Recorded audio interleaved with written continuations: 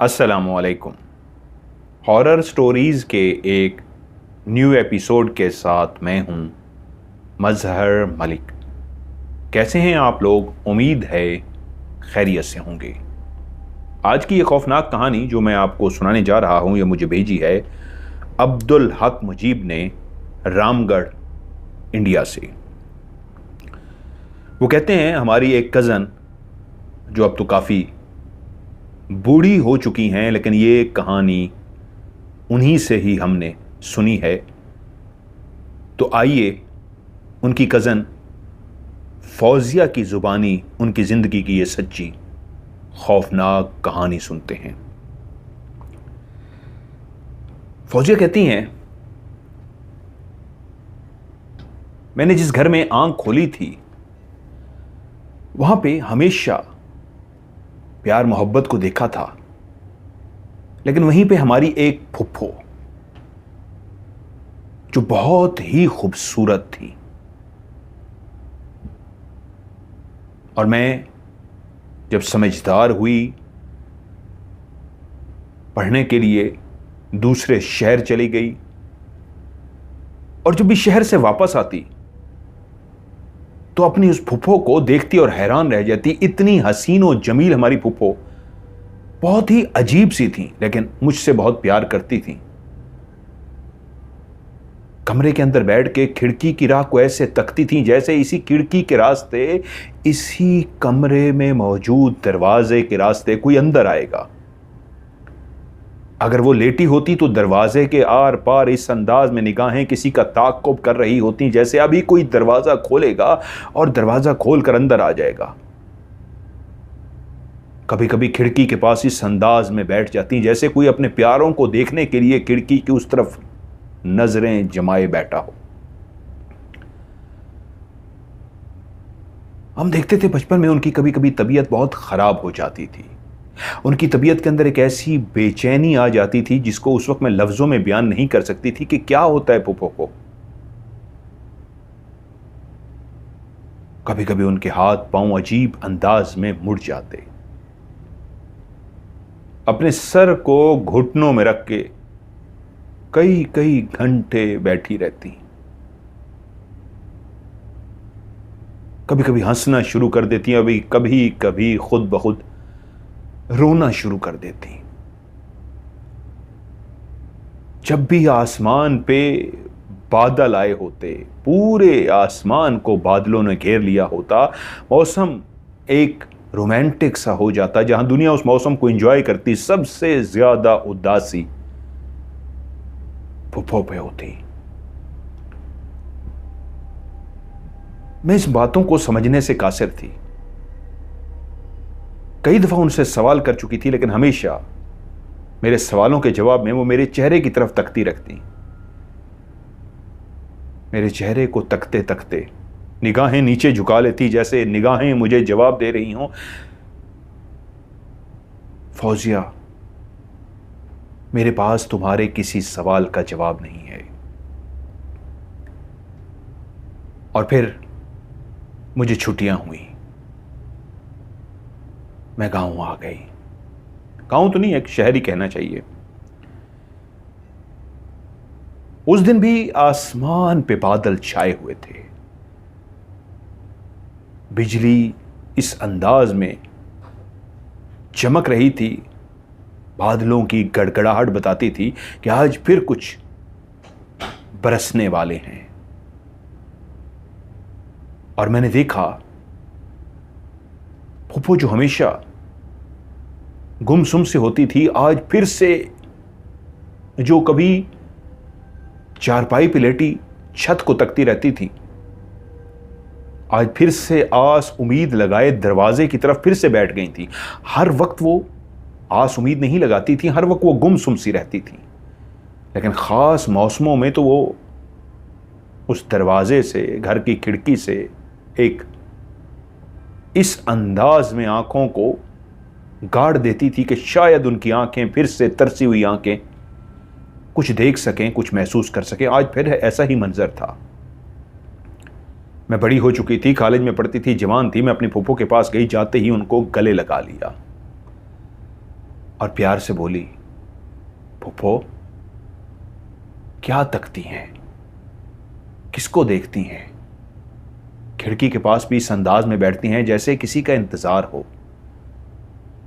दरवाजे में भी ऐसे ही निगाहें गाड़ के बैठती हैं, लेटते हुए भी निगाहें गड़ी रहती हैं। क्या है फूफो, मैं जानती हूं आप मुझसे बेइंतहा प्यार करती हैं ना। मेरी सवालों को सुनते हुए जब मैं इस मकाम पे पहुंची कि मुझसे प्यार करती हैं ना, तो उन्होंने अपनी आंखों को उठा के इस अंदाज में मेरी तरफ देखा, जिसका मतलब था हाँ, बेइंतहा प्यार करती हूं।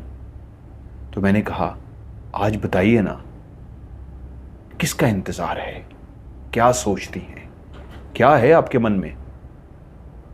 अब तो मैं बड़ी हो गई हूं, अब तो समझ सकती हूं आपको, और मैं जानती हूं घर में मैं सबसे ये सवाल कर चुकी हूं, बाबा से, मामा से, सबसे। किसी के पास इस सवाल का जवाब नहीं है, और जवाब हो भी कैसे, आपने किसी को कुछ बताया ही नहीं। और मैं आज इसलिए आपसे पूछ रही हूं, हुज्जत कर रही हूं, क्योंकि आप मुझसे बेइंतहा प्यार करती हैं, शायद घर में सबसे ज्यादा मुझसे करती हैं ना। उन्होंने चेहरे पे एक मुस्कुराहट सी सजाई, जो इसका मतलब था हाँ, घर में सबसे ज्यादा तुमसे प्यार। तो फिर मैंने कहा, अगर घर में सबसे ज्यादा मुझसे प्यार है तो आज इस राज से पर्दा उठाए ना। कुछ लम्हे के लिए वो सोचों में गुम हो गई, जैसे सोच रही हूं कि क्या बता दूं, और उसके बाद वो बोलना शुरू हुई।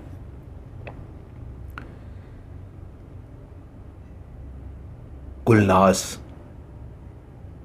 यही नाम रखा था मेरे वालिदैन ने मेरा। एक लंबी खामोशी, जैसे लफ्जों को इकट्ठा कर रही हूं और कहानी सुनाने से पहले, अपनी जिंदगी के उस राज से पर्दा उठाने से पहले ढेर सारे लफ्ज जमा करना चाहती हूं। गुलनाज, मुझसे बड़े 3 भाई थे और चौथा नंबर मेरा था। जब उस घर में मैंने आंख खोली तो 3 भाइयों के बाद खुदा ने अब्बा को एक बेटी दी थी, और वो भी ऐसी हसीनो जमील बेटी जिसको देखते ही दाई ने मुबारकबाद देते हुए अम्मा से कहा था, चांद का टुकड़ा पैदा किया है तूने, चांद का टुकड़ा, ये बेटी नहीं, वाकई सचमुच में चांद का टुकड़ा है। पापा और अम्मा मुझे देखते ही वाकई खुश हो गए थे। गोरी रंगत, बड़ी बड़ी आंखें, खुदा ने एक हसीन चेहरे को बनाने के लिए जिस मिट्टी का इस्तेमाल किया होता है, वो सारी मिट्टी मेरे चेहरे में मौजूद थी। ये मैं नहीं कहती, ये दुनिया कहती थी। मेरा नाम गुलनाज रखा गया और प्यार से मुझे नाजो पुकारते थे। मैं तीनों भाइयों की भी लाडली थी, बाप की भी लाडली थी। सिर्फ एक माँ ही थी जो बेइंतहा प्यार करती, लेकिन मेरी तरबियत करने के लिए मुझे डांटती थी, मुझे समझाती थी मेरी शरारतों पे। जब मुझे डांटती तो मेरे भाई आगे आके कहते, इसे अम्मा मत डांटा कर। बाप की इतनी लाडली थी, अब्बा बहुत प्यार करते थे मुझसे। जिस घर में मैंने आंख खोली थी उसमें किसी चीज की कमी नहीं थी, सब कुछ बेइंतहा था। खाना पीना, अनाज, जो कुछ जरूरियात जिंदगी होती है, वो सब उस घर में मौजूद था। जिस जगह पे हमारा बड़ा सा घर बना हुआ था, उसके इर्द गिर्द कोई भी घर नहीं था, काफी फासले पे कुछ और घर थे। अब मैं जब बड़ी होना शुरू हुई तो अम्मा को फिक्र लाहिक हुई, इसको मदरसे में डाल दिया जाए। मदरसा क्या था, उसी गांव के अंदर बना हुआ एक कच्चा सा घर, जहां पे उस्ताद जी और उस्तानी जी थे जो पढ़ाते थे, कायदा भी और कुरान मजीद भी। यूं मैं 8 साल की थी तो पहली दफा मुझे अम्मा लेकर उस्तानी जी के पास पहुंची। अब्बा भी साथ थे, और वो मेरा पहला दिन था जब मेरे सामने उस्ताद जी और उस्तानी साहबा दोनों बैठे थे। उस वक्त पहली दफा मैंने उस्ताद जी से कुरान मजीद पढ़ा, और जब कुरान मजीद पढ़ चुकी तो उस्तानी जी बैठकर मुझे कायदा पढ़ाती थी। और बस अब भाई मुझे रोज घर से काफी दूर फासले पे बने हुए उस्ताद जी और उस्तानी जी के घर छोड़ कर आते। उसको आप मदरसा कह लीजिए।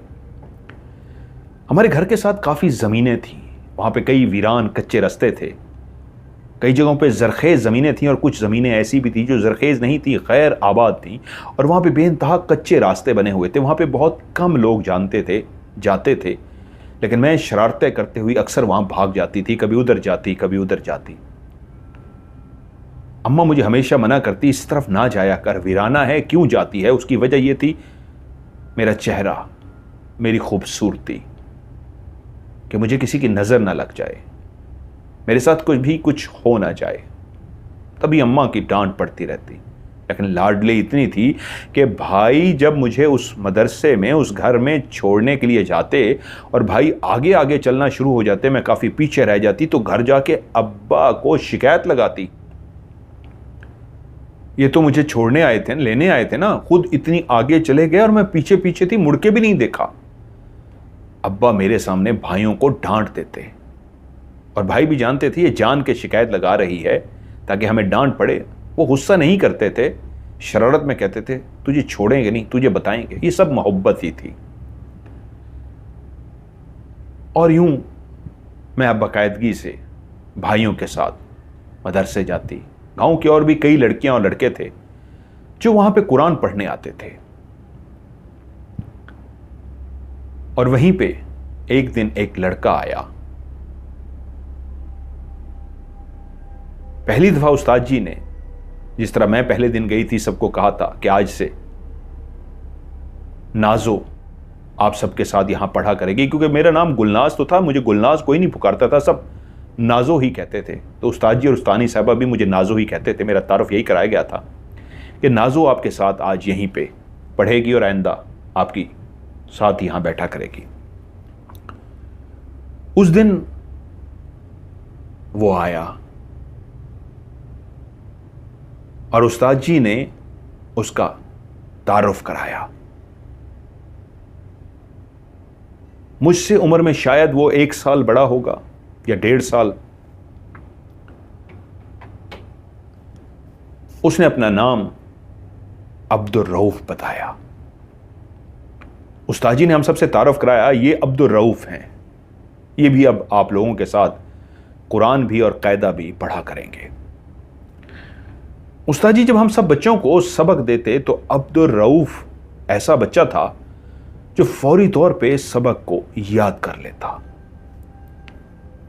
उसके बाद जब कायदा पढ़ने का टाइम आता, उस्तानी हमें कायदा पढ़ाती, तो अब्दुल रऊफ कायदा भी फौरी तौर पे याद कर लेता। उस्ताद जी कई दफा अब्दुल रऊफ से कह चुके थे भाई अपने वाले साहब को भी लेकर आओ, उनसे भी मुलाकात हो जाए। तो वो कहता मास्टर जी वो कह रहे हैं हम जल्दी चक्कर लगाएंगे। और जब भी बात होती वालदैन की तो वो अक्सर यही कह देता, गरीब लोग हैं, काम काज पे होते हैं, उनको मैंने कहा है वालदैन को, लेकिन वो कह रहे हैं हम जल्दी चक्कर लगाएंगे। उस्ताद जी भी शायद समझ गए मजदूर तबका घराना था, लेकिन अपने बेटे अब्दुल रऊफ को काफ़ी अच्छा खिलाया पिलाया था उन्होंने। सेहत बहुत खूबसूरत थी, चेहरा बहुत खूबसूरत था, लिबास बहुत खूबसूरत था। मैंने एक बात नोट की, उसको सारे रऊफ कहते थे, नाम उसका अब्दुल रऊफ था।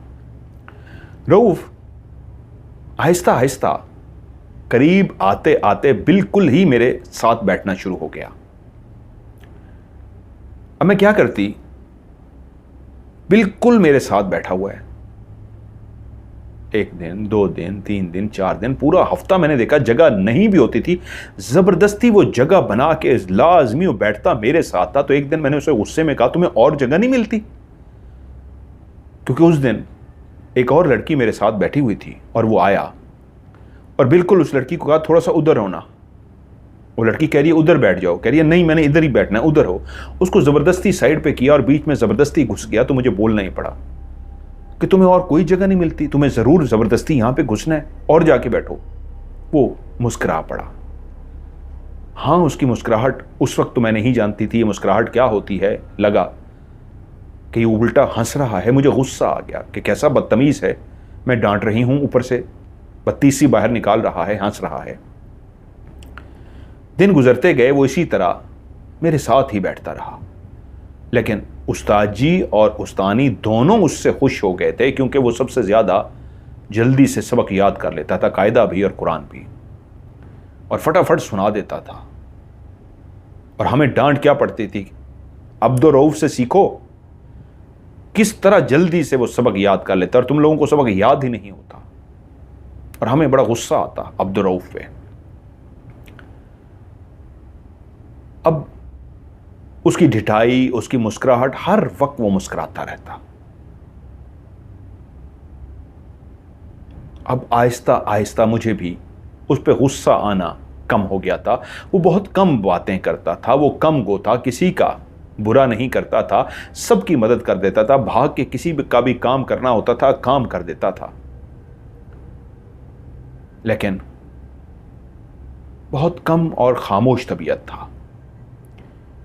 उस्ताद जी और उस्तानी साहबा पैसे नहीं लेते थे। गांव के जितने भी बच्चे पढ़ते थे, उनके वालिदैन, उनके घर में चावल, उनके घर में गंदम, उनके बारे में पकाने का सामान, खाने का सामान सब पहुंचा दिया जाता।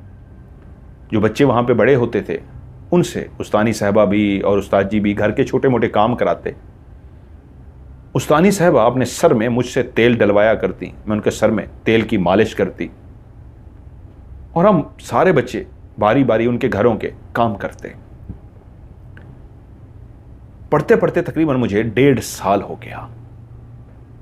1.5 साल में मैं रऊफ के साथ इतना घुल मिल गई कि उसकी मुस्कुराहट अब मुझे अच्छी लगनी शुरू हो गई। मैं जब भी उसको देखती, वो मुझे देखकर मुस्कुराता और मैं भी उसे देखकर मुस्कुरा पड़ती। यहां तक कि मैं अब 11 साल की होने वाली थी।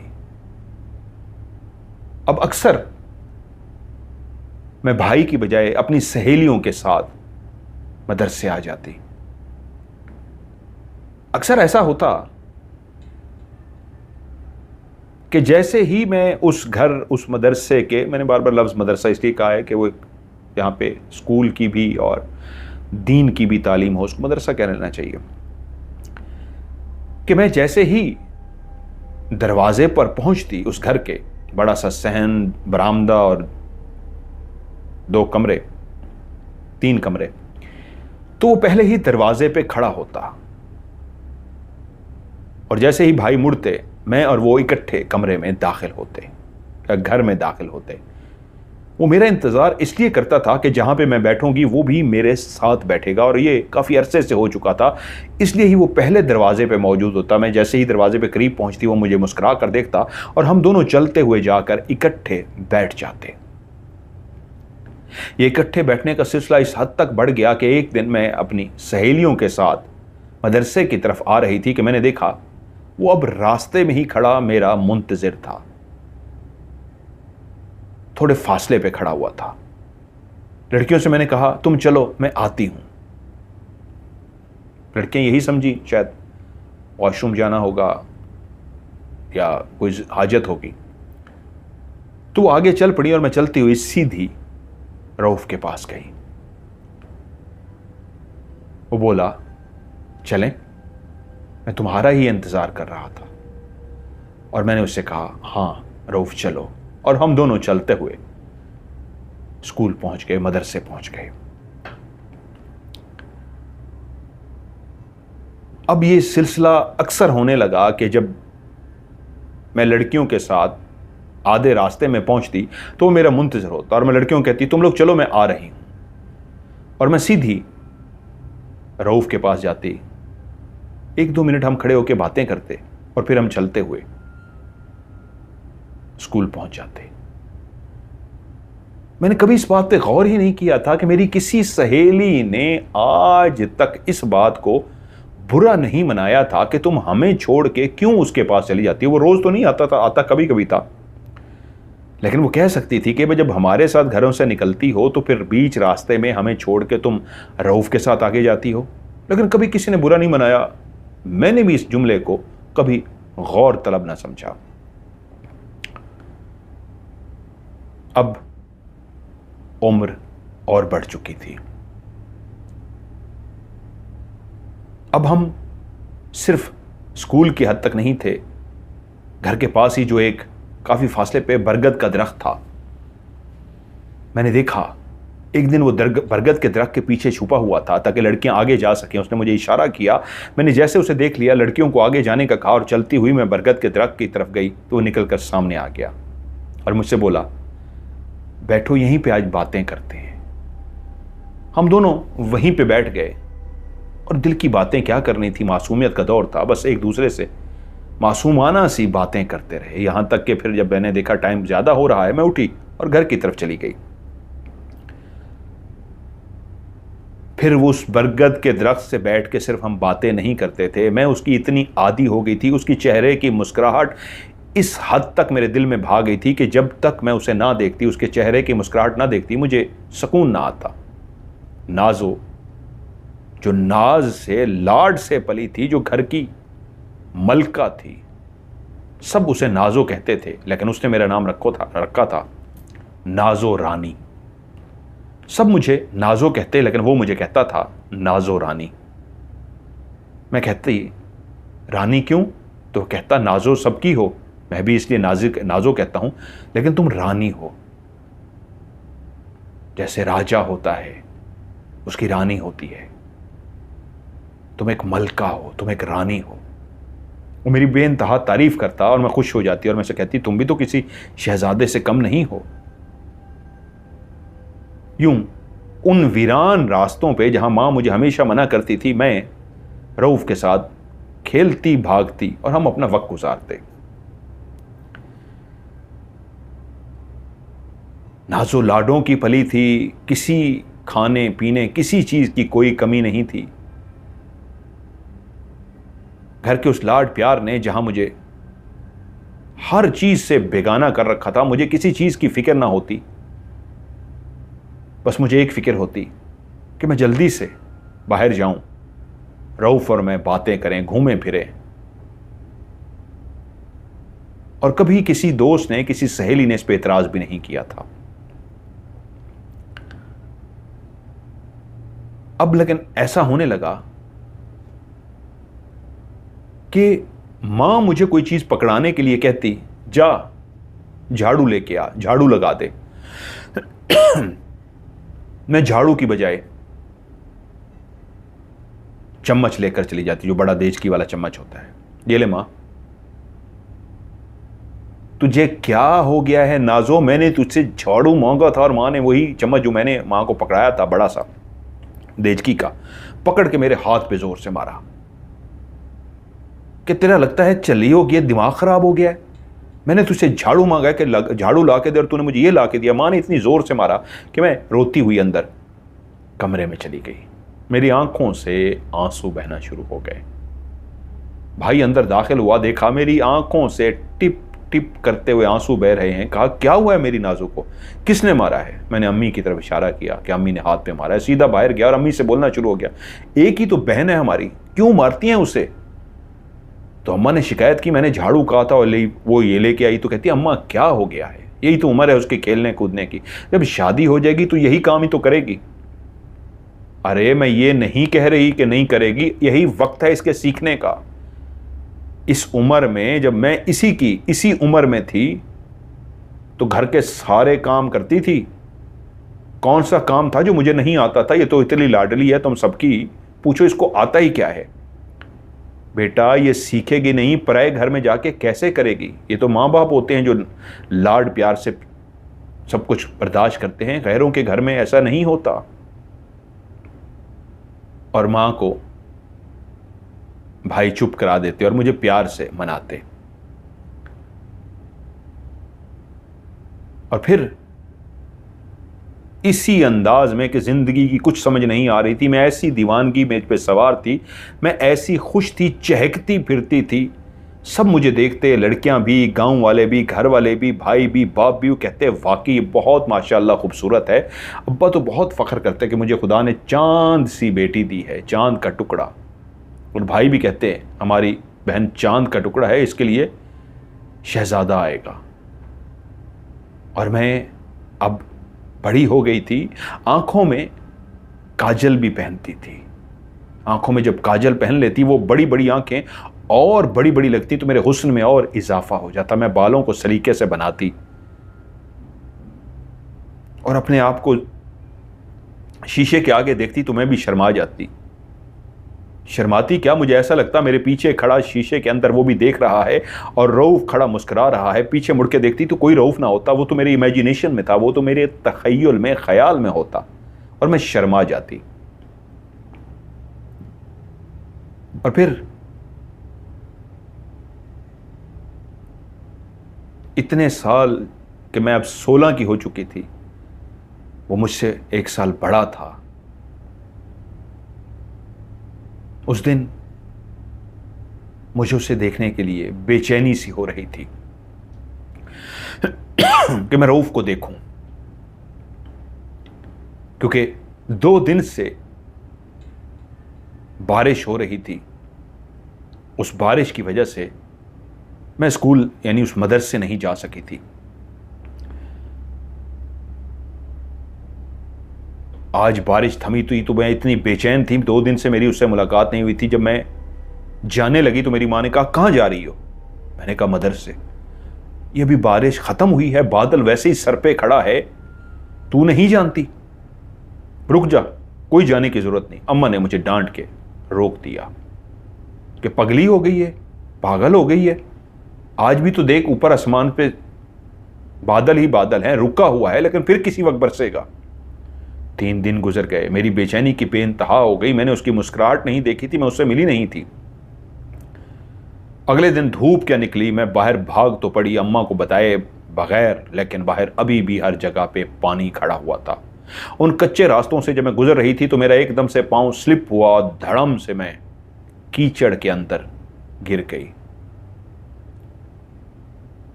और फिर उठी और फिर से चलना शुरू हो गई। कितनी दफा गिरी, कितनी दफा पांव मेरा स्लिप हुआ, मुझे नहीं पता। जैसे कैसे मैं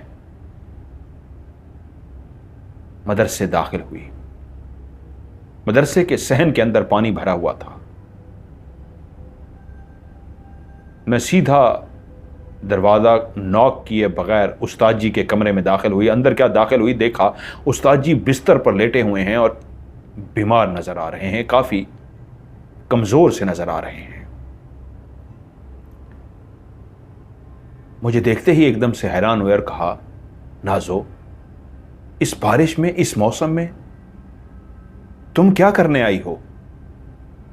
मैंने कहा, उस्ताद जी, वो मैं, इससे पहले कि मैं कुछ बोलती वो एकदम से बोल पड़े, रऊफ के लिए आई हो ना?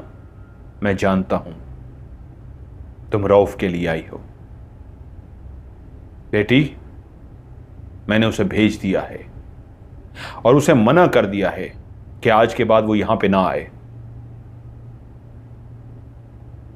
मैं समझ ना सकी इस बात को, क्या कह रहे हैं वो आज के बाद ना आए? उससे क्या हुआ? मेरे मुंह से इतना निकला, उस्ताद जी क्या किया रऊफ ने? वो बोले, बारिश होने वाली थी, कोई भी नहीं आया था, वो अकेला आया था। और मैं भी हैरान हुआ, आज तो कोई बच्चा नहीं आया, इतनी तेज बारिश हो रही है, पहला दिन था बारिश का, वो अकेला आ गया। मैंने उससे पूछा, रऊफ क्या हुआ है? उसने कहा, उस्ताद जी पढ़ने के लिए आया हूं।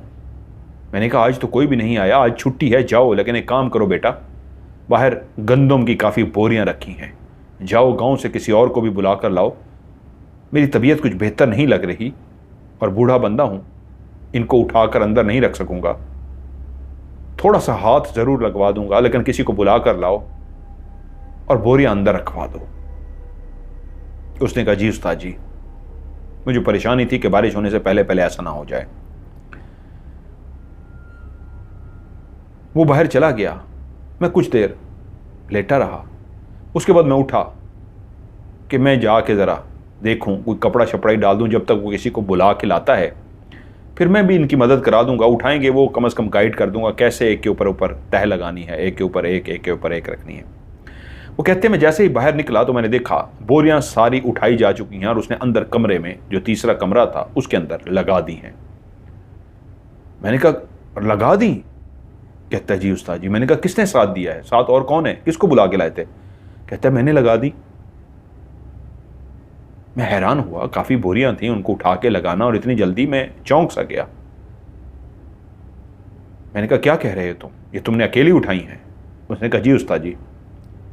बस बेटी मैं उसी वक्त समझ गया। मैंने उसे कहा बस ठीक है, अब तुम जाओ और आज के बाद यहां वापस मत आना, समझ गए? मैंने उसे डांटा और उसके बाद मैंने उसे भेज दिया है।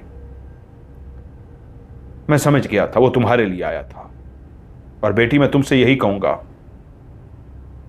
वापस जाओ और अब दोबारा उसकी तरफ सोचना भी मत, उसका नाम भी ना लेना। अब मेरे कपड़े भरे हुए थे, उस्तानी साहबा कमरे में दाखिल हुई और मुझे देखती कहती हैं, नाजो तू क्या कर रही है आज? देख नहीं रही बाहर मौसम कैसा है, तू फिर भी आ गई? थोड़ी सी धूप निकली है, बादल तो अभी भी हैं। और अपने कपड़ों का क्या हाल कर रखा है, तेरे सारे कपड़े गंदे हो गए हैं, जूती कहाँ है, तेरे तो पांव भी नंगे हैं। मुझे एहसास तक नहीं था, गिरते पड़ते मैं तो अपनी जूती भी छोड़ आई थी। वो बोली चल मैं तुझे घर छोड़ के आती हूं, लेकिन पहले कपड़े बदल। उन्होंने अपने कपड़े मुझे ला कर दिए। मैंने उस्तानी जी के कपड़े पहने, उन्हें अपने ही जूते दिए और मुझे छोड़ने के लिए घर पर आई। मुझे घर पर छोड़कर चली गई। लेकिन मुझे चुप सी लग गई, ऐसी चुप सी लग गई कि वो रात में सो न सकी। कि उस्ताद जी ने उसे भेज दिया, वो चला गया है, कल क्या वो नहीं आएगा? हां, फिर वो नहीं आया। मैं मदरसे गई, वो नहीं आया। वो मदरसे का दरवाजा जहां पे खड़ा मुस्कुराते हुए मेरा इंतजार कर रहा होता था, वो खूबसूरत सा रऊफ वहां पे वो नहीं था। मैं कई दफा मदरसे गई, वो मुझे ना अंदर मिला और ना ही मदरसे के दरवाजे पे खड़ा नजर आया। मैं बरगद के दरख्त पे गई, जहां पे वो मेरा इंतजार करता था, उस दरख्त पे भी वो नहीं था।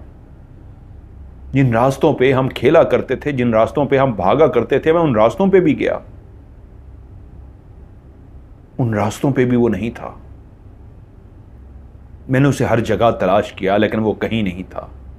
मैं तो पहले ही दीवानी हो चुकी थी। मां कुछ कहती थी, मैं पकड़ाती कुछ और थी। कोई भी काम कहता, पानी मांगता, मैं कुछ और हाथ में पकड़ा देती। जिसको पहले ही होश नहीं था, जब उसका वो मुस्कुराने वाला ही चला गया तो वो नाजो ऐसी उदास हुई कि चुप सी लग गई।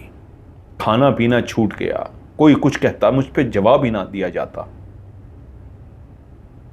वालिदैन शुरू में तो काफी कोशिश करते रहे, उसके बाद उन्होंने मुझे हकीम के पास लेकर गए, डॉक्टर के पास लेकर गए, कोई फर्क ना पड़ा।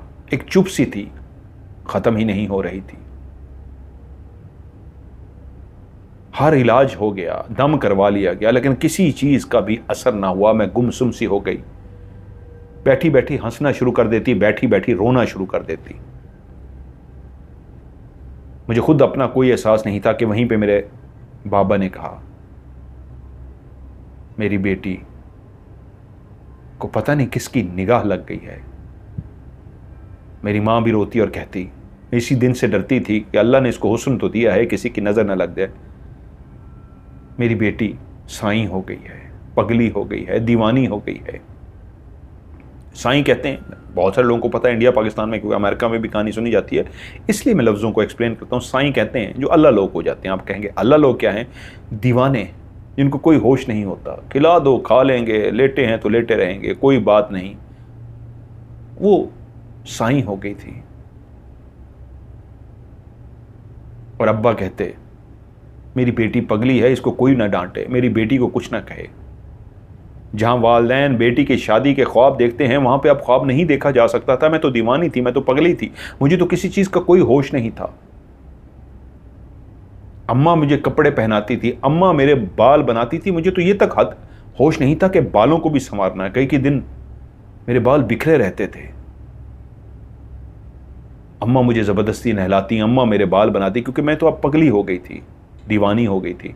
और कोई इस राज से वाकिफ नहीं था कि मैं दीवानी क्यों हुई हूं, किसकी प्यार में, किसकी मोहब्बत में हुई हूं। एक मासूम सा, मासूमाना सा प्यार, पाकीज़ा प्यार। जब रात होती थी तो बस एक ही ख्याल, एक ही बात जहन में आती थी, उस्ताद जी ने क्यों भेज दिया उसे? वो मुस्कुराता हुआ चेहरा कहां चला गया? रऊफ के बगैर मेरा कहां दिल लगता था? उसको तो मैं जब तक देखती नहीं थी मुझे चैन नहीं आता था। काफी अरसा तो ऐसे गुजरा। एक रात सब अपने अपने कमरों में सोने के लिए लेट गए। मैं अपने कमरे में लेटी हुई थी, नींद कहां आती थी। छत को तक रही थी, दरवाजा अंदर से बंद था, सर्दियों की रात थी कि एकदम से किसी ने दरवाजा खोला। मैं छत को ही तकती रही। दरवाजा खोलने वाले ने दरवाजा खोल के दरवाजा फिर से बंद कर दिया, और जब वो चलता हुआ मेरे करीब आया तो मैं एकदम से चौंक गई, क्योंकि मेरे कानों में एक आवाज आई थी, नाजो रानी। ये नाम मैं कैसे भूल सकती थी? रानी तो सिर्फ एक ही शख्स मुझे कहता था, बाकी तो सिर्फ नाजो कहते थे, और मेरे कान तो तरस गए थे इस लफ्ज को सुनने के लिए, नाजो रानी। उसी मोहब्बत से जब मेरे नाम को पुकारा गया तो मैं एकदम से चौंकी और सामने खड़े हुए रऊफ को देखकर हैरान रह गई। वो रऊफ था। दीवानगी में एकदम मैं छलांग लगाकर उठी। रऊफ से पहली दफा ऐसा हुआ कि मैं लिपट गई। मेरी आंखों से आंसू टपकना शुरू हो गए और मैं रोते हुए, जैसे कोई अपने प्यारे से उसकी जुदाई पे तड़पते तड़पते और उसकी वापसी पे अपने आंसू पे कंट्रोल नहीं कर सकता और उससे लिपट के रोता है कि कहाँ चले गए थे तुम। ऐसी ही मेरी भी अदा थी कि मैं अपने ऊपर कंट्रोल खोकर उसे गले लगा लिया और रोना शुरू हो गई, और रोते हुए बस इतना कहा, कहाँ चले गए थे तुम? तुम्हें अपनी नाजो रानी का कोई ख्याल नहीं था? इतनी बुरी हूं मैं क्या? तुम्हें एक दफा भी दिल नहीं किया कि कहा कि अपनी नाजो रानी को ही देख लो? वो मुझे चुप कराता रहा, यहां तक कि जब मैं काफी रो ली तो वो मेरे साथ बैठ गया और मुझसे बोला, हां नाजो रानी, मैं आ गया हूं, अब तुम्हें परेशान होने की जरूरत नहीं है। बस कुछ मजबूरियां ऐसी थीं, वक्त आने पे तुम्हें पता चल जाएगा, लेकिन अब तुम्हें परेशान होने की जरूरत बिल्कुल भी नहीं है। आ गया हूं, तुमसे वादा किया था ना, हमेशा तुम्हारे साथ रहूंगा। हां, ये और बात है, तुम यही समझती हो ना, इसी बात पे रो रही हो कि मैंने मुड़कर तुम्हारी खबर तक भी नहीं ली, कभी तुम्हारे बारे में पता तक भी नहीं किया। लेकिन नहीं मेरी नाजो रानी, मुझे हमेशा तुम्हारे बारे में खबर थी। हां, ये और बात है, मैं तुम्हारे इर्द गिर्द मौजूद भी रहा लेकिन सामने नहीं आया। वादा किया था ना उस्ताद जी से, इसलिए।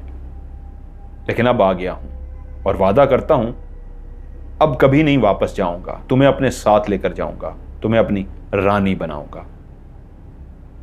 कल तैयार रहना, कल रात को मैं फिर आऊंगा।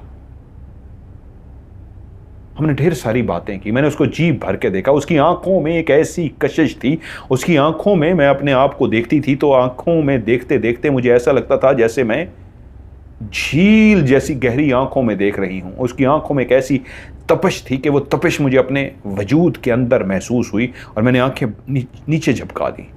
क्या था उसकी आंखों में? ऐसी तपिश। मैंने आंखें जैसे ही नीचे झपकाई तो वह मुझसे बोला, क्या हुआ मेरी रानी? मैंने आंखों को फिर से उसकी तरफ देखते हुए कहा, कुछ नहीं, अब मैं चलता हूं, कल तैयार रहना, कल फिर आऊंगा। और जब वो उठकर खड़ा हुआ तो मुझसे बोला, बरगद का दरख्त, वहीं पे तुम्हारा इंतजार करूंगा कल शाम को। मैंने कहा ठीक है। वो चला गया और पहली रात थी कि मैं ऐसी गहरी नींद सोई, ऐसे सुकून से सोई कि सुबह उठते ही मैं खुद नहाई, बाल बनाए, आंखों में उसी तरह काजल लगाया जैसे मैं अपने आप को खूबसूरत बनाती थी। खुदा ने शक्ल तो दी थी लेकिन मैं तैयार भी होती थी उसी तरीके। जब मैं तैयार हुई तो सारे घर में खुशी की लहर दौड़ गई। वो पगली, वो दीवानी फिर से होश में आ गई थी, भाग भाग के इधर उधर जा रही थी, सबसे मिल रही थी, अब्बा के पास भी गई, बातें की, भाइयों से भी जाके प्यार से मिली। सब बहुत खुश थे कि हमारी पगली बहन फिर से होश में आ गई है, जैसे किसी की नजरे बद ख़त्म हो गई हो और फिर से वो पहले की तरह हशाश बशात हंसती मुस्कुराती चहकती हुई हमारी बहन। वो सब बहुत खुश थे। अम्मा भी बार बार मेरी भलाइयाँ ले रही थी, मुझे दुआएं दे रही थी कि मेरी बेटी को कभी नजरे बद ना लगे। कैसे चहक रही है मेरी बेटी, कितनी प्यारी लग रही है, कैसी सुंदर लग रही है। हकीकत में हमारी बेटी बहुत प्यारी है, चांद का टुकड़ा। और जब शाम होने को आई तो मैंने कहा, अम्मा मैं अपनी फलां सहेली के घर जाऊं? अम्मा जो मेरी वजह से काफ़ी अरसे से दुखी थी, छुप छुप के रोती थी, पहली दफ़ा बेटी को खुश देखा तो कहा, हाँ मेरी बेटी जा, मेरी बेटी जा। खुशी से मुझे इजाज़त दे दी। जो मुझे डांटती थी, कहीं जाने नहीं देती थी, चहकते हुए देखा तो अम्मा ने भी इजाज़त दे दी। मैं गई और चलते हुए सीधे उस बरगद के दरख्त के नीचे पहुंच गई। वहां पे कोई नहीं था। मैं उधर उधर उसको देख रही थी कि मेरे कानों में एक सरगोशी सुनाई दी, आंखें बंद करो। उस सरगोशी पे मैं चौंक गई कि ये किसकी सरगोशी है। मैंने इधर उधर देखा, कोई नहीं था कि फिर से मेरे कान में आवाज आई, नाजो रानी आंखें बंद करो। और जब ये लफ्ज नाजो रानी कहा गया और कहने वाली की आवाज को मैंने पहचान लिया तो मैंने फौरी तौर पे मुस्कुराते हुए आंखें बंद कर दी। आंखें क्या बंद हुई कि उसी लम्हे मेरे आंखों पे किसी ने हाथ रख दिया। उस हाथ की खुशबू को मैं कैसे भूल सकती थी, वो रऊफ का हाथ था। और उसने कहा, अपना हाथ मेरे हाथ में दे दो। मैंने अपना हाथ आगे किया, उसने मेरे हाथ को थाम लिया। एक हाथ मेरी आंखों पे रखा था और दूसरे हाथ को उसने थाम के कहा, चलो मैं तुम्हें अपनी दुनिया में, अपने घर में लेके चलता हूं, जहां पे असल तुम्हारा घर है, जहां की तुम रानी हो। थोड़ी देर के बाद उसने मुझसे कहा, आंखें खोलो। जब मैंने आंखें खोली तो मेरे सामने एक महल का दरवाजा मौजूद था। एक इंतहाई खूबसूरत, बहुत बड़ा सफेद मार्बल का बना हुआ महल, जो मैंने कभी जिंदगी में देखा भी नहीं था, सोचा भी नहीं था। टीवी तो होती नहीं थी कि हम देख सकें, लेकिन उस खूबसूरती को देख के, इतने बड़े महल को देख के, इतनी बड़ी बिल्डिंग को देख के मैं हैरान रह गई। उस बिल्डिंग के बिल्कुल सामने एक झील सी थी। उस झील के अंदर रंग बिरंगे मोर फिर रहे थे, सफेद मल्टी कलर के। वो जो मोर अपने फन को फैला लेता है, वो मोर जो अपनी खूबसूरती में इजाफा करने के लिए जैसे ही अपने परों को फैलाता है तो वो बेइंतहा खूबसूरत नजर आता है, वैसे ही परों को वो फैलाए कई मोर इधर से उधर फिर रहे थे। और जैसे ही उस बड़े से दरवाजे के हम सामने पहुंचे, वो मेरा हाथ थामे हुए था और मुझसे बोला, ये महल तुम्हारा महल है। और मुझे उसकी बात पे यकीन ना आया। वो बोला, हाँ अंदर चलो। हम जैसे ही उस दरवाजे के करीब पहुंचे तो अंदर कोई दरबान टाइप जो खड़े थे, उस दरवाजे को खोलने के लिए उन्होंने हमारे लिए दरवाजा खोल दिया। जैसे ही हमारे लिए दरवाजा खोला गया तो हम अभी दरवाजे में दाखिल ही हुए थे कि गुलाब के फूल इस अंदाज में बरसना शुरू हो गए। जैसे शादी के मौके पे दूल्हा दुल्हन आते हैं तो लड़कियां उनके ऊपर फूलों की बरसात करती हैं, उसी तरह मेरे ऊपर फूलों की, पत्तियों की बरसात हो गई। और जो नीचे ज़मीन पे मैं कदम रखती थी तो मेरे कदम रखने से पहले ही मेरे कदमों के नीचे गुलाब के फूलों की पत्तियां होती। मैं जिस रास्ते से भी गुजर रही थी, गुलाब ही गुलाब, मेरे ऊपर भी मोहब्बत से गुलाब डाले जा रहे थे और मेरे हर कदम के नीचे गुलाब की पत्तियां ही पत्तियां थीं।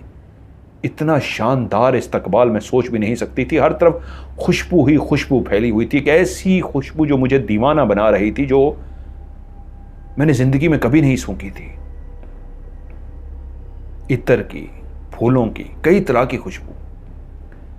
चलते चलते हम उस बड़े से दरवाजे से दाखिल हो गए जहां पे अंदर झील थी, मोड़ थे, फूलों से इस्तकबाल किया गया।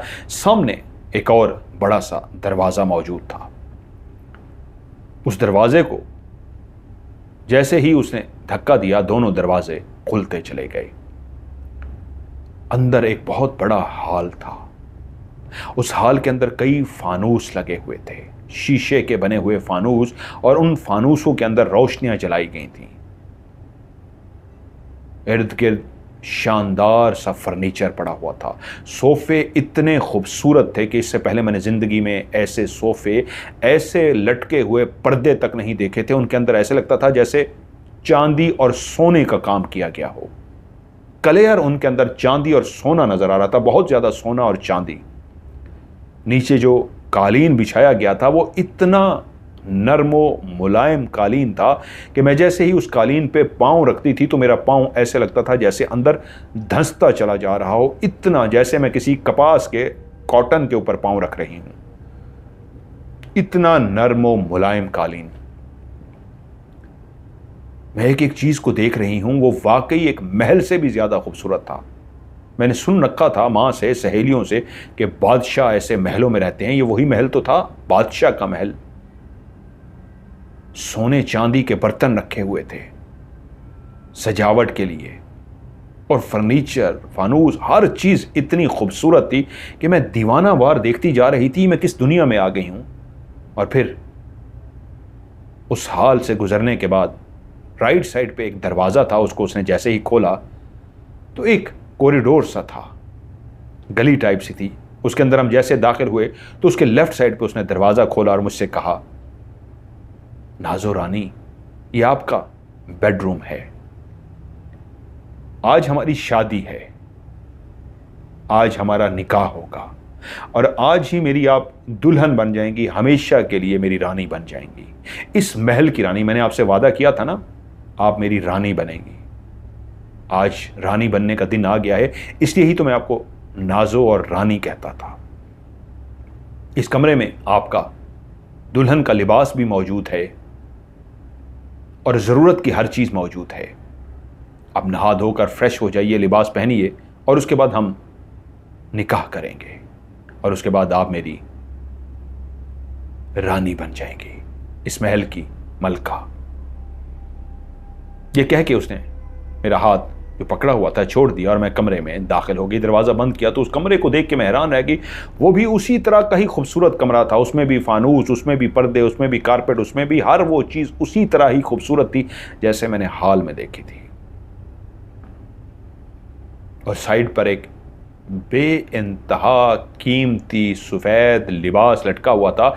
उस सफ़ेद लिबास के ऊपर सोने और चांदी से हाथ का काम किया गया था। जैसे दुल्हन के लिबास को स्पेशल बनाया जाता है, वैसे ही उसको इतना खूबसूरत बनाया गया था, जैसे लेयर होती हैं फ्रॉक की, उस तरह का वो एक फ्रॉक सा था, लेयर के साथ, सोने और चांदी के काम के साथ। उसमें मोती लगे हुए थे रंग बिरंगे।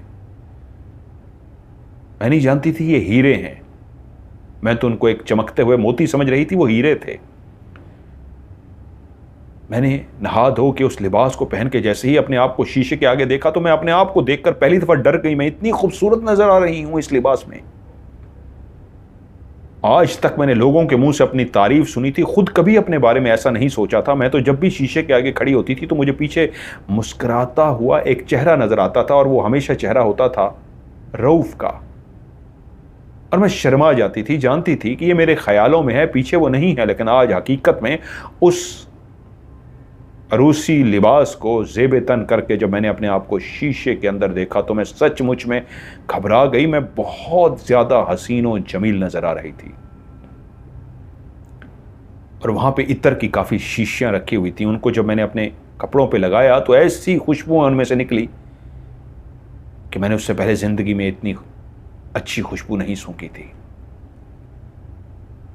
मैं तैयार होकर अपने आप को देखकर बैठने ही लगी थी कि अब मैं तैयार हूं, उसका इंतज़ार करना है कि उसी वक्त दरवाज़ा खुला और वो भी एक बेहतरीन लिबास पहने हुए दूल्हा की तरह वो तैयार हुआ था। उसने सर पे कुछ नहीं पहना था, लेकिन उसका लिबास भी ऐसा ही था जैसे किसी दूल्हा का लिबास हो, सफ़ेद लिबास, वो भी सोने और चांदी के काम से हुआ।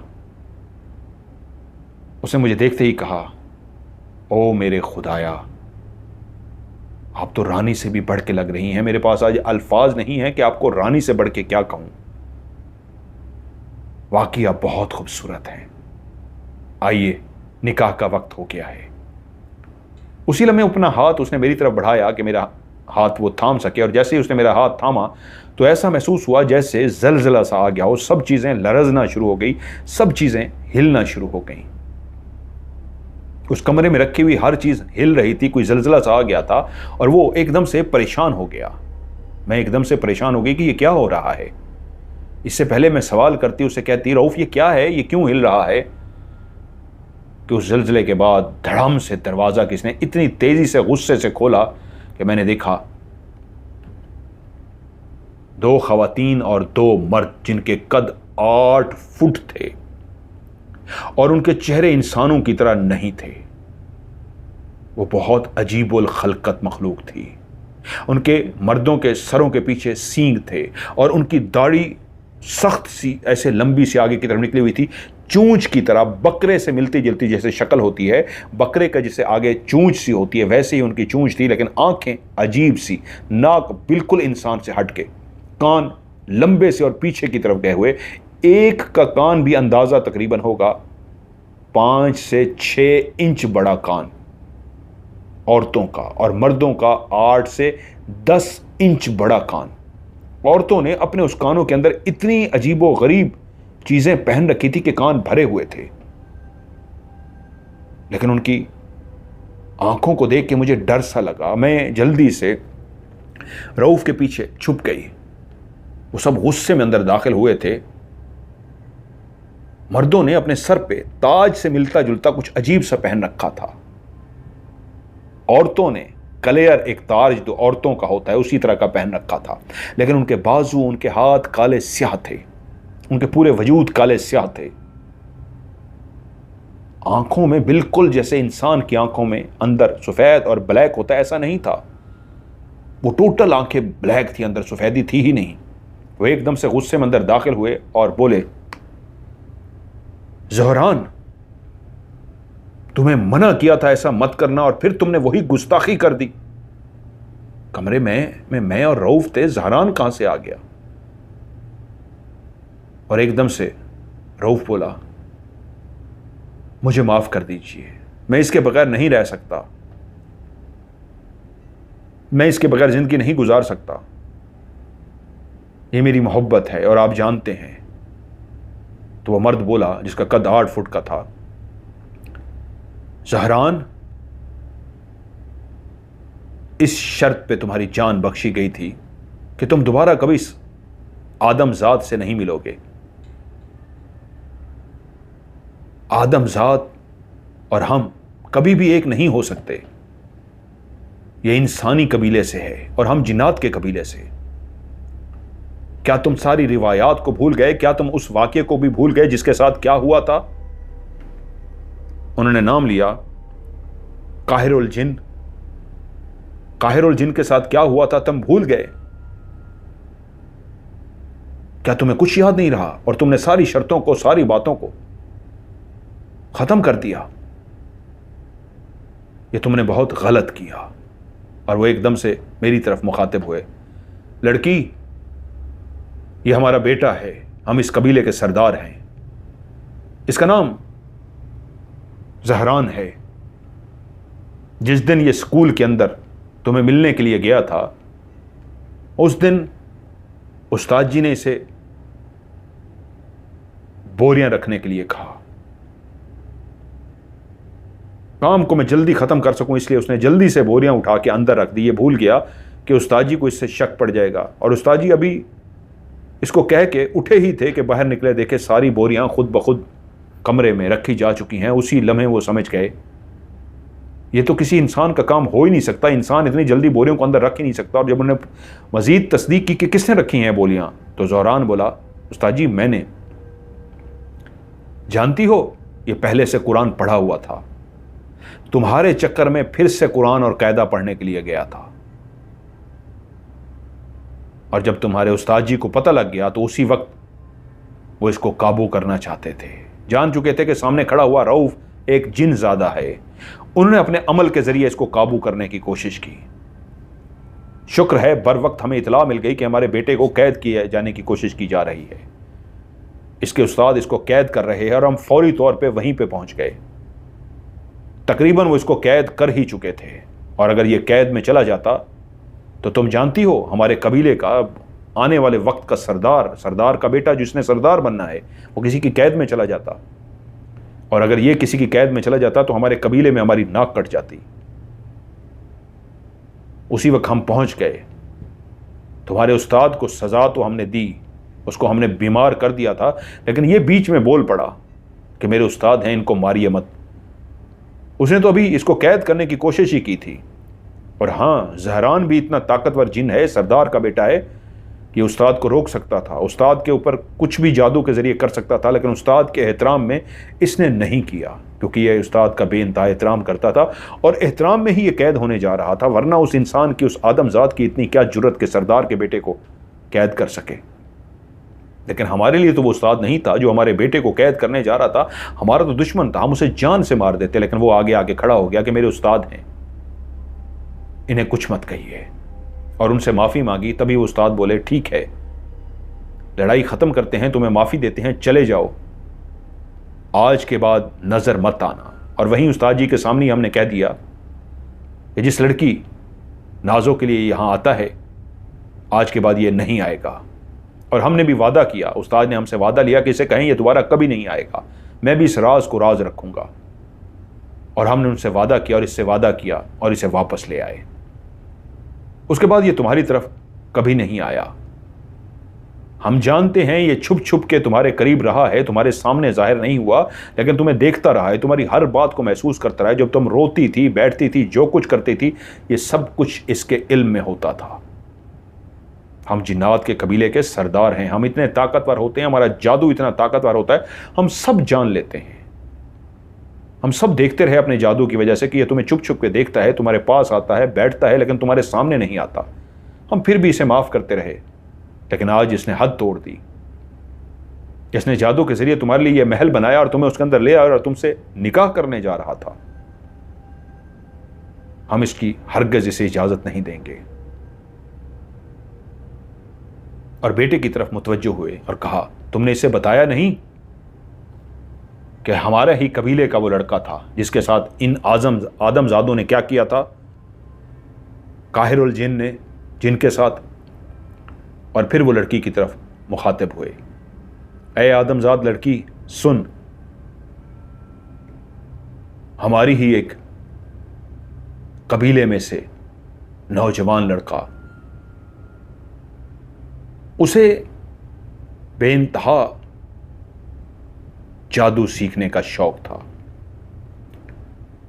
और वो कबीले को बताए बगैर एक ऐसे जादू को करने में मसरूफ़ हो गया कि अगर वो गलती कर बैठता तो उस गलती की सज़ा ये होती कि उसे उसकी सज़ा के तौर पे किसी इंसान का कैदी जिन बनना पड़ जाता। जैसे इंसान चिल्ला करते हुए कोई गलती करता है तो हम जिन्नात उसे मार डालते हैं, उसे हाथ बाजू टांग तोड़ देते हैं, अंधा कर देते हैं, नुकसान पहुंचाते हैं। तो इसी तरह जिन्नात को भी जब सज़ा मिलती है या कोई ख़ास चिल्ला करते हुए उससे भूल हो जाए तो सज़ा के तौर पे उसे इंसान के पास जाना पड़ता है और वह इंसान का ग़ुलाम हो जाता है, कैदी हो जाता है। वो भी जादू करते हुए गलती कर बैठा। उसने गलती क्या की कि वो इंसान की कैद में चला गया।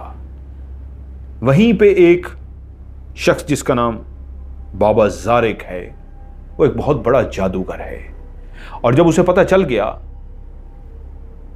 काहिर गलती कर चुका है तो उसने अपने जादू के जरिए काहिर को अपना गुलाम बना लिया। ज़ारिक जो जादू कर रहा था वो एक लड़की से बेइंतहा प्यार करता था। ज़ारिक की शक्ल और सूरत, उसका वजूद एक आम इंसान की तरह था। जिंदगी में उसे कोई प्यार नहीं मिला था, कोई मोहब्बत नहीं मिली थी, एक आम शक्ल सूरत का। लेकिन वो जादू टोने में ऐसा पड़ा और इतना आगे चला गया कि उसने बहुत ज़्यादा जादू सीख लिया और फिर वो एक लड़की से इश्क कर बैठा। वो लड़की बेइंतहा हसीनो जमील थी। उसका नाम नफीसा था। वो नफीसा पे मरने लगा, शदीद उससे प्यार करने लगा। लेकिन नफीसा जिस ख़ानदान से थी, जिस कबीले से थी, इंसानों के ही कबीले से, उसको हासिल करना, उसको उठा के लाना बहुत मुश्किल था। अगर कोई ऐसा कर सकता था तो कोई ताकतवर जिन ही कर सकता था, बेइंतहा ताकतवर जिन, कि उसके पास इतना जादू हो कि जब वो उस बड़ी सी हवेली के अंदर दाखिल हो तो अपने जादू से सबके दिमाग माउफ कर दे, दिमाग बंद कर दे कि किसी को कोई होश ना रहे, सब अपनी अपनी जगह पे बैठे रहें, लेटे रहें और ये जाए उस लड़की को उठा के ले आए। और जब वो लोग होश में हैं तो उनको ये याद भी ना हो कि कोई आया था। या वो बेहोश हुए थे, चंद लम्हों के लिए उनके दिमाग बंद हुए थे, और ऐसा एक ताकतवर ही कर सकता है। ए आदमजात लड़की, जिन्नात की भी ताकत होती है, जैसे इंसानों की एक ताकत है। एक आम इंसान इतना पावरफुल नहीं होता, लेकिन जो कोई सरदार हो, कोई चौधरी हो, कोई वडेरा हो, उसकी ताकत भी उसी तरह होती है। तुम ताकत को समझ नहीं पाओगी तो यूं समझ लो, वो जितने बड़े कबीले से होता है, जितने बड़े खानदान से होता है, उतना ही ज्यादा उसका असर व रसूख होता है। और हम जिन्नात उसके वजूद से निकलने वाली उन लहरों को देख सकते हैं जो बहुत ताकतवर लहरें होती हैं, क्योंकि उसका दिमाग, उसका सोचना, उसका उठना, उसका बैठना, उसका खाना, सब कुछ ताल्लुक दिमाग से होता है। और इंसान जितने बड़े घराने में पैदा होता है उतना बड़ा दिमाग लेके पैदा होता है। दिमाग से मुराद कॉन्फिडेंस, फैसले करना। उसके अंदर खौफ नहीं होता, वो दिलेर होता है, हाकमियत के लिए पैदा होता है, वो हाकिम बनने के लिए पैदा होता है, वो हुक्मरानी करने के लिए पैदा होता है। इसलिए वो दूसरों को अपना महकूम समझता है, वो दूसरों को अपना मुलाजिम समझता है, और खुद को एक मालिक। तो उसका रवैया एक मालिक जैसा होता है। तो मालिक के ऊपर किसी जिन को भी जादू करने के लिए एक ताकतवर होना बहुत जरूरी है। जिन जितना ज्यादा ताकतवर होगा तभी जाके वो किसी बहुत बड़े हाकिम पे, वडेरे पे, मालिक पे जादू कर सकेगा। तुम्हें समझ आ गई होगी कि बड़े घर के अंदर भी अगर कोई आपने लड़की को उठाना है, कुछ करना है, तो उसके लिए कोई बड़ा जिन ही करेगा। और ये काम ज़ारिक काहिरुल जिन से करवाने जा रहा था। उसने उस जिन को जब अपने कब्जे में कर लिया, काहिर को, तो उसे कहा, जाओ, वो वक्त आ गया है जिसके लिए मैंने दिन रात तपस्या काटी थी, दिन रात मैंने मेहनत की थी। मैं जिस लड़की से प्यार करता हूं वो जवान हो चुकी है, जाओ और उसे उसके घर से उठा कर लाओ। वो उसका गुलाम था, उसकी बात मानने पे मजबूर था। अगर वो उसकी बात ना मानता तो यकीनन सी बात है वो उसे नुकसान पहुंचा सकता था, क्योंकि मालिक की बात माननी होती है। वो जिन उड़ता हुआ उस हवेली में दाखिल हुआ। उसने अपने जादू से हवेली में मौजूद हर शख्स को बेहोश कर दिया। बेहोश नहीं किया, उनके दिमागों को बंद कर दिया कि उनको याद तक ना रहे कि कुछ लम्हों के लिए, कुछ सेकंड के लिए, कुछ मिनट के लिए उनके दिमाग बंद हो गए थे। वो चलता हुआ अंदर पहुंच गया, और जब उसने उस सामने बैठी हुई लड़की को देखा तो हैरान रह गया। जहां वो इंतहा की भला की हसीनो जमील थी, वैसे ही वो इंतहाई नेक और इंतहाई पाक लड़की थी। उसने कभी आंख उठा के किसी की तरफ देखा नहीं था। इंसानों से प्यार करने वाली, वो अपने माँ बाप की तरह बिल्कुल भी नहीं सोचती थी। वो गरीबों का बेइंतहा ख्याल करती थी। इंतहाई नेक दिल थी, इंतहाई मुत्तकी परहेजगार थी, इबादत गुजार थी। वो इतनी नेक थी कि उसे देखते ही वो समझ गया कि वो शैतान मेरे जरिए इस पे कब्जा करना चाहता है। इतनी मासूम, इतनी बला की हसीनो जमील लड़की, लेकिन ऐसी पाक साफ लड़की को ऐसे शैतान के हवाले कर दूं। उसने वहीं पे फैसला किया, नहीं, मैं ऐसा नहीं करूंगा। लेकिन जानता था हुक्म ना मानना उसकी जान भी जा सकती है, उसे वो बहुत नुकसान पहुंचा सकता है, क्योंकि अब वो उसके कब्जे में जा चुका है। काहिर गलती तो कर चुका था कि उसने उस जादू की खातिर अपने आप को किसी का गुलाम बना लिया था, लेकिन वो दिल का बुरा नहीं था, वो दिल का बहुत अच्छा था। वो किसी इंसान के साथ ऐसा बुरा सलूक नहीं कर सकता था, लेकिन वो मजबूर था हुक्म मानने पे। उस लड़की को जब उसने देखा तो उसने फैसला किया, मुझे क्या करना चाहिए। क्या वाकई इसको उसके हवाले कर दूं या उसको उससे बचाऊं। वो उसी वक्त वापस आ गया। उस हवेली में नौकर, चाकर और असले के साथ मौजूद जितने भी लोग थे, उनको कुछ भी याद ना रहा। सबके जहन में यही आया कि कुछ सेकंड के लिए आंख लगी थी, लेकिन कोई एक दूसरे से बात ना कर सका। बिल्कुल इंसानों को ऐसा महसूस होता है जब कोई जिन किसी इंसानों के ऊपर अपना जादू करता है, तो उसको ऐसे लगता है एक सेकंड के लिए उसकी ऊँघ आई थी, एक सेकंड के लिए उसको ऐसे नींद सी आई थी, या एक सेकंड के लिए उसको लगता है वो किसी ख्यालों में गुम हो गया था। सब ऐसे नहीं होते कि इंसान सो जाएं। ऐसा नहीं होता। जब इंसानों के ऊपर जिन्नात जादू करते हैं तो बाज़-औक़ात इंसान को लगता है कि वो बैठे बैठे किसी गहरी सोच में चला गया था और एकदम से चौंकता है तो उसे याद आता है, ओहो मैं कुछ सोच रहा था, लेकिन वो सोच नहीं रहा होता। उस लम्हे उसका दिमाग जिन ने कंट्रोल किया होता है अपने जादू के ज़रिए। और जब जादू ख़त्म होता है तो अपनी सोच से बाहर आता है और झटकता है अपने चेहरे को और कहता है, ओहो मैं किसी गहरी सोच में था। वो गहरी सोच में नहीं था, उसके दिमाग को माउफ कर दिया गया था, बंद कर दिया गया था। वो वापस आ गया। काहिर ने आते ही अपने उस मालिक ज़ारिक से कहा, आज मैं वहां पे गया था लेकिन एक ख़ास महफिल हो रही थी। उस महफिल की वजह से मैं अंदर दाखिल नहीं हो रहा। वो इबादत की महफिल थी, वहाँ बहुत सारे लोग बैठे कुरान पढ़ रहे थे और आप जानते हैं मैं वैसे नहीं कर सकता। वहाँ पे मेरा जादू नहीं किया क्योंकि ऊंची आवाज़ में तिलावत थी, लेकिन मैं फिर से जाऊँगा और आपका काम कर दूँगा। ज़ारिक समझ गया, हाँ जब तिलावत हो रही होगी तो ऐसा नहीं कर सकेगा। लेकिन वो दोबारा से उसके पास गया अपने मालिक ज़ारिक को बताए बगैर। उसने फिर से उस लड़की की आदत, उठना बैठना, रातों को इबादत करना, लोगों से मोहब्बत से पेश आना, हमदर्दी, सब कुछ देखा तो वो खुद उसको दिल दे बैठा। वो उससे प्यार करना शुरू हो गया और पहली दफा उसके दिल में एक आदम ज़ात की ऐसी मोहब्बत उठी कि उसने फैसला किया कि मुझे उस शैतान से तो इसको बचाना है, लेकिन मैं खुद भी इसे दिल दे बैठा हूं। क्या करूं? उसे कुछ समझ ना आए। अब वो चुपके से जाता, उसे देख कर आता। वो दिल के हाथों मजबूर हो गया था। दूसरी दफ़ा ज़ारिक ने फिर से उसे भेजा और वो ये कह के कि ठीक है मैं आज उसको उठा कर लाऊंगा। वहाँ पे वो गया। पहले वो दिन की रोशनी में गया था, आज वो रात के टाइम गया। और जब वो अंदर दाखिल हुआ तो उसने देखा, अपने मालिक को बताया, ऐसा था नहीं, उसने आके वापस ज़ारिक को बताया कि जब अंदर दाखिल हुआ तो उसकी माँ बैठी तिलावत कर रही थी और बेटी उसी के कमरे में सो रही थी।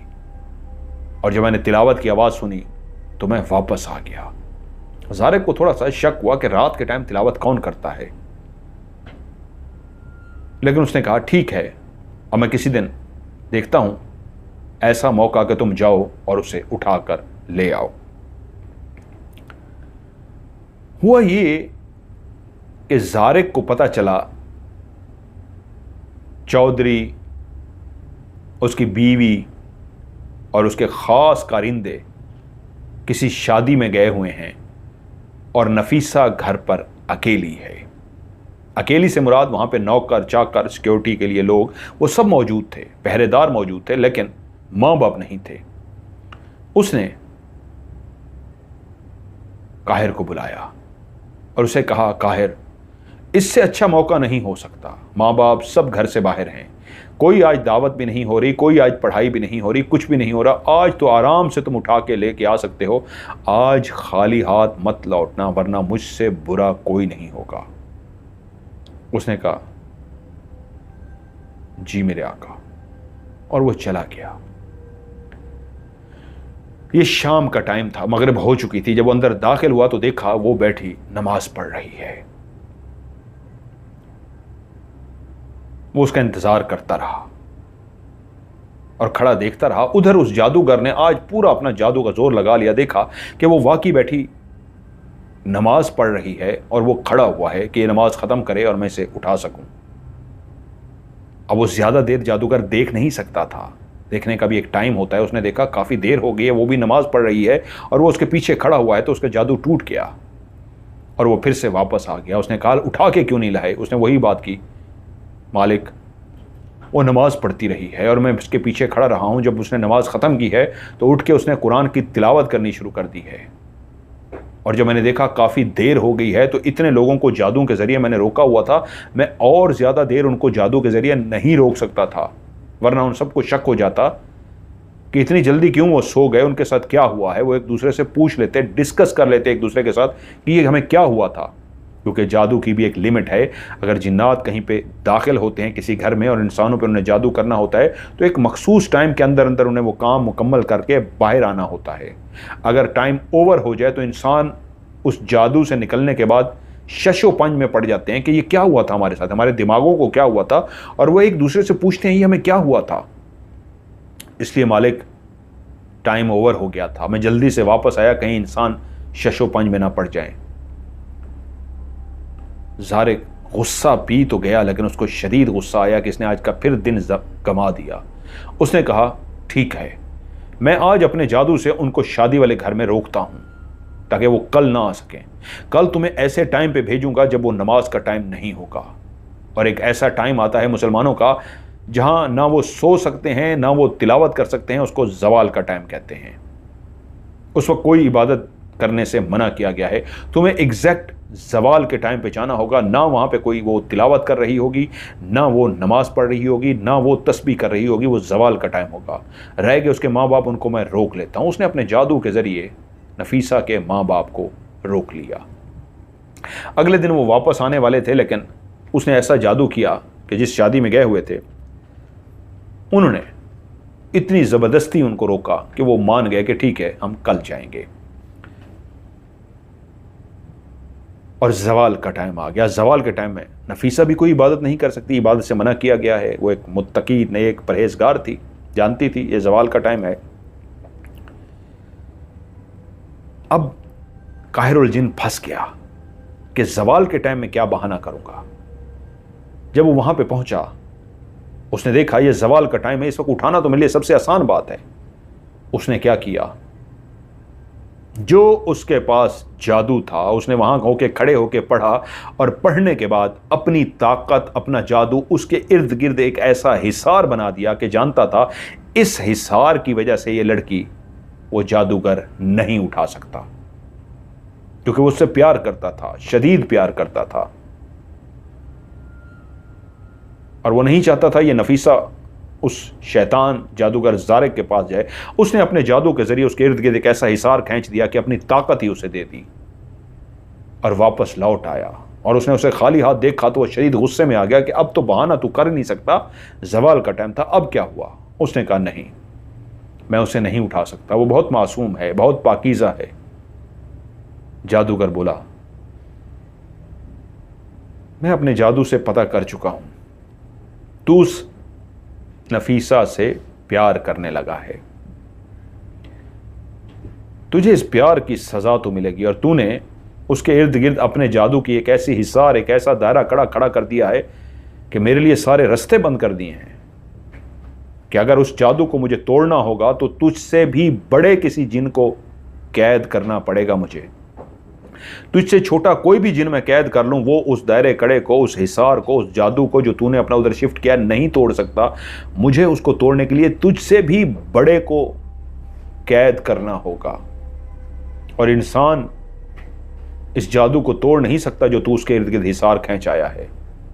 तो तुझे तो मैं सजा तो दूंगा इसकी, लेकिन तेरे ही कबीले से किसी और जिन ने फिर किसी आदमजात से प्यार किया तो वो ताकत में तुझसे बड़ा हुआ तो मैं ज़रूर उसे अपने कब्ज़े में करने की कोशिश करूँगा, और उसी के ज़रिए इस दायरे कड़े को, उस जादू को जो तूने उस पर लगाया है, तू भी अब नहीं तोड़ सकता। मैं जानता हूँ अपने जादू के ज़रिए उस दायरे कड़े को तूने इस अंदाज में उसको लगाया है, अपना पूरा जादू निकाल के उसके ऊपर लगा दिया है कि उसको तू भी ना तोड़ सके, क्योंकि तू जानता था मैं तेरे ऊपर सख्ती करूँ, मैं तुझे तकलीफ़ दूँ, अजियत दूँ तो तू तोड़ देगा, लेकिन वो जादू ऐसा है उसे तू भी नहीं तोड़ सकता। मैं जान गया हूँ सब, ठीक है, मरने के लिए तैयार हो जा, लेकिन तेरे कबीले का कोई बड़ा जिन मैं ज़रूर लेकर आऊँगा, और वो किसी न किसी इंसान से ज़रूर मोहब्बत करेगा और गलती करेगा, और मैं फिर उसी से ये काम कराऊँगा और अपनी नफीसा को लेकर आऊँगा।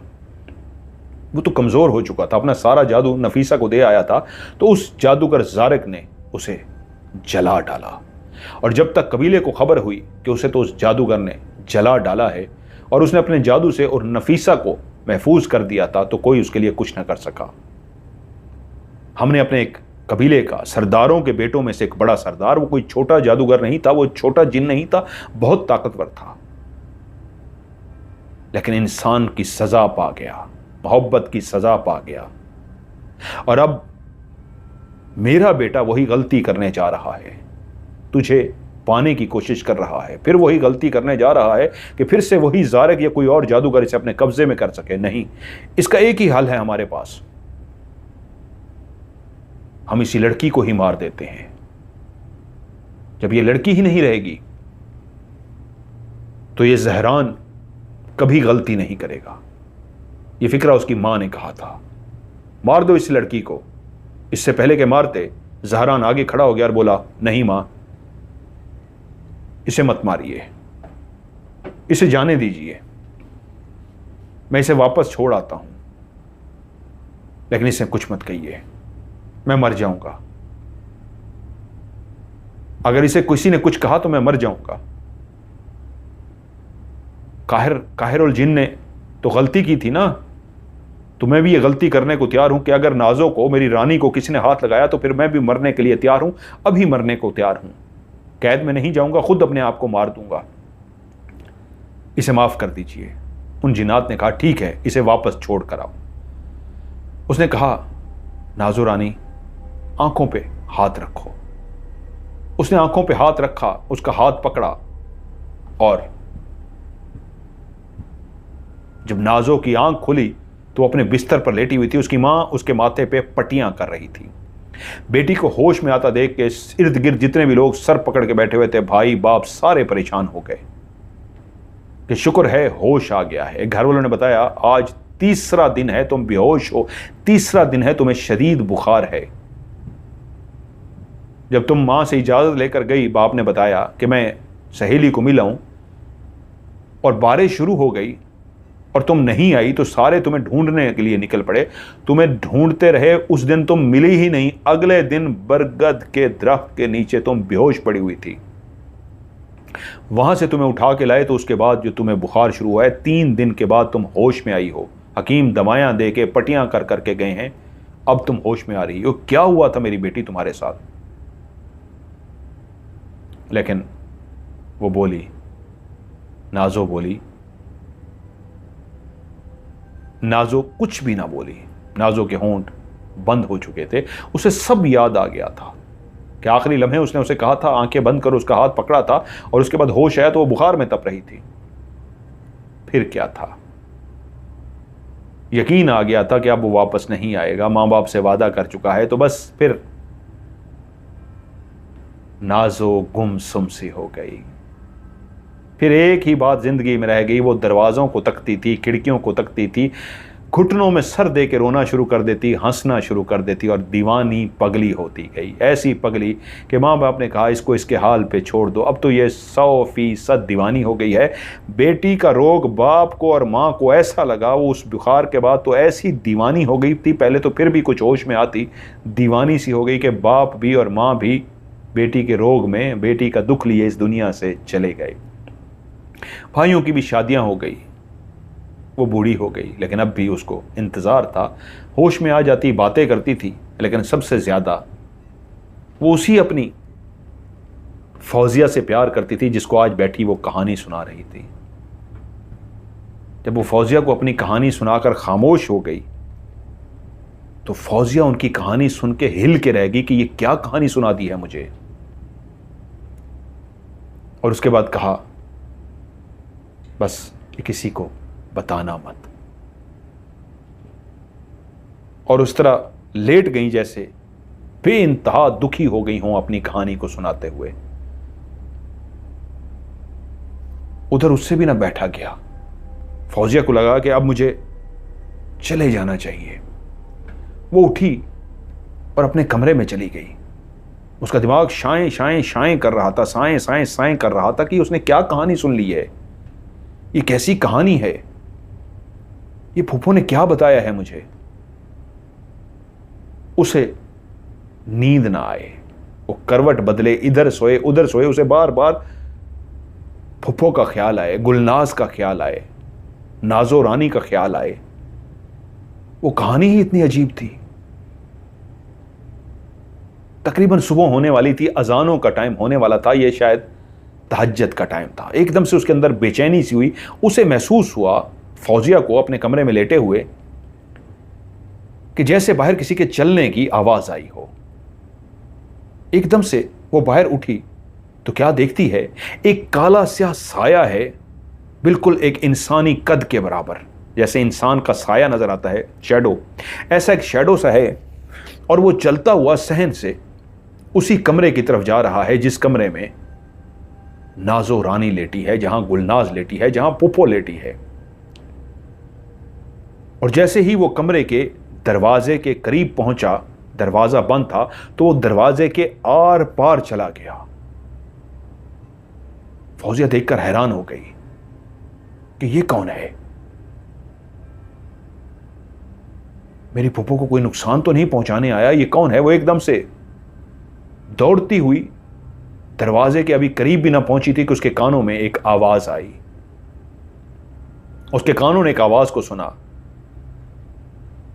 नाजो रानी, मैं आ गया हूं, तुमने बहुत इंतजार किया मेरा। हां, मैं हमेशा तुम्हारे पास रहा हूं, वालिद का वादा निभाता रहा हूं, तुम्हारे सामने नहीं आया, हमेशा तुम्हें देखता रहा हूं, तुम्हें रोता भी देखता रहा हूं, लेकिन अब बस बहुत हो गई, मुझे मरना अजीज है, मजीद अब बर्दाश्त नहीं होगा। हां, तुम्हें जाने से पहले मैं भी चाहता था कि तुम्हारी फैमिली को पता चल जाए कि मैं तुम्हें लेने आया हूं। चलो मेरे साथ अपनी दुनिया में, अपने महल में, मेरी रानी बनकर। ये इंसानों का वजूद है ना, इसको यहीं छोड़ दो। मैंने कहा था ना, जिएंगे तो साथ, मरेंगे तो साथ। इस वजूद को यहीं छोड़ दो, इसी बिस्तर पर, और चलो मेरे साथ, मेरा हाथ पकड़ो। आज आंखें बंद मत करना, आज खुली आंखों से मेरे साथ चलना, बस मेरा हाथ थाम लो।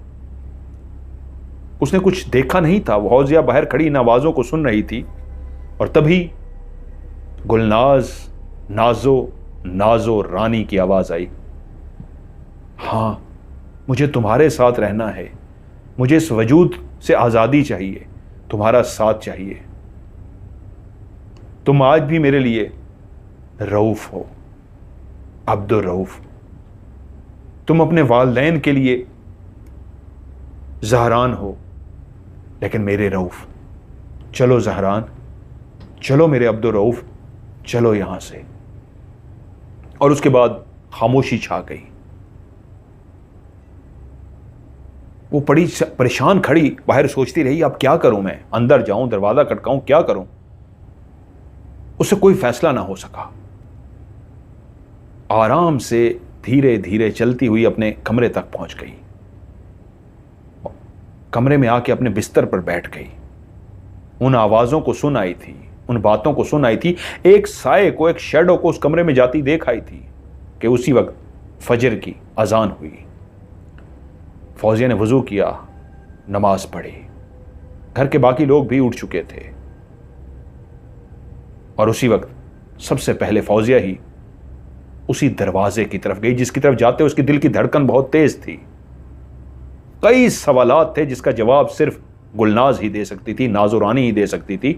उसने जाके दरवाजे को जैसे ही खोला, दरवाजा खोलते ही उसने देखा नाजो, गुलनाज रानी।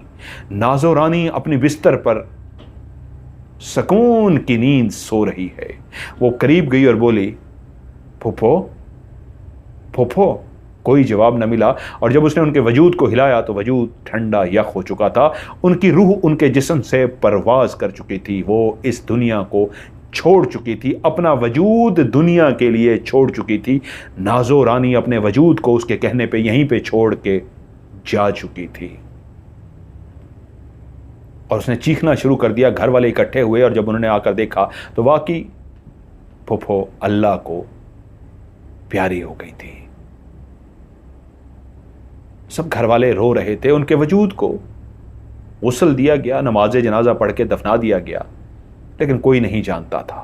ये राज फौजिया के दिल में राज रहा। लेकिन कुछ राज ऐसे होते हैं, फटने वाले हो जाते हैं, अगर इंसान उसको किसी के साथ शेयर ना करे तो बोझ बन जाते हैं। और एक वक्त आया कि फौजिया ने भी इस पूरे बोझ को निकल दिया, उस राज से पर्दा हटा दिया कि नाजो रानी अपने राजा के साथ रानी बनकर गई थी। अपने वजूद को वहीं फेंक कर वो उसे लेने आया था, और मैंने उसे आते हुए देखा था, और उसके बाद उसकी लफ्ज़ों को सुना था। पुप्पो भी कह रही थी, चलो अब्दुर रऊफ, ये वजूद यहीं रहने दो, मुझे तुम्हारे साथ जाना है। जब उन्होंने वो कहानी सुना दी तो फिर कहानी कहाँ छुपी रहती है। उन्होंने मुझे भेजी, और ये कहानी मैंने आप लोगों को सुनाई। आप लोगों को ये कहानी कैसे लगी, नीचे कमेंट्स में अपनी राय का इजहार ज़रूर कीजिएगा। वीडियो को लाइक कीजिएगा और दोस्तों के साथ शेयर भी ज़रूर कीजिएगा।